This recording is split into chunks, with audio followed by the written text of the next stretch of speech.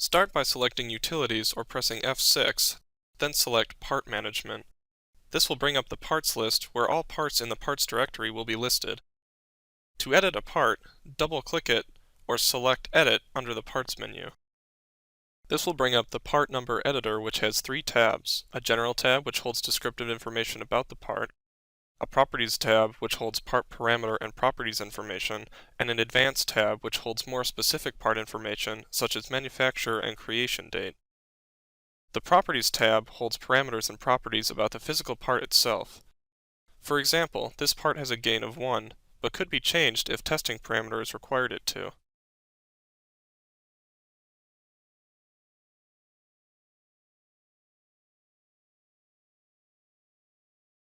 A new property may also be added by selecting New and then entering a name and a value for the new property. Adding a new property is only useful when that property has already been written into the test code though, as the test code is what all the properties are referring to. Adding a desired property to this properties list does not create the property in the test code. Pressing Delete will delete a specific element, while Delete All will delete all properties for this part. Selecting Add All will add all properties found in the property directory to this part. Selecting Cancel will bring back the parts list.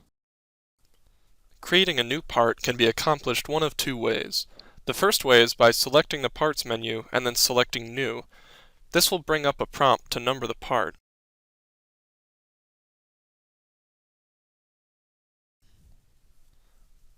This will bring up the part number editor that was seen earlier. Here the desired descriptive information can be entered into the General tab, and the Advanced tab will have already populated with information to identify the part with.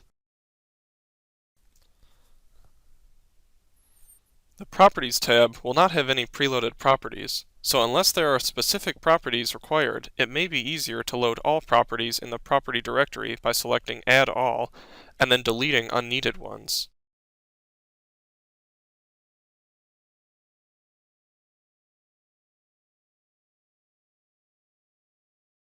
Another way to create a new part is to duplicate a current part.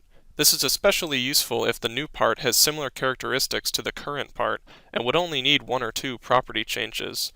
This is also helpful for revisions so that a part's development can be tracked over time and older versions of it can still be tested. To duplicate a part, select the part, go to the Parts menu and select Duplicate. A prompt for a part number will appear as if creating a new part.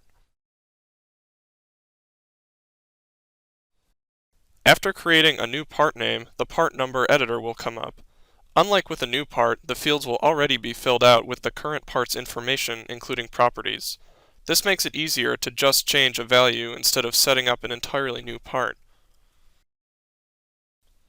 For example, if the new part was identical to the current part except for the gain, that could be easily changed by selecting the gain property and then selecting Edit.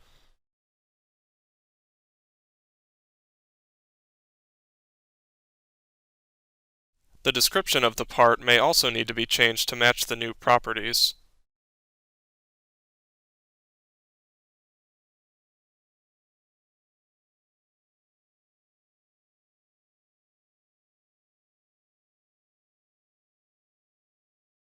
Selecting OK will save the new part.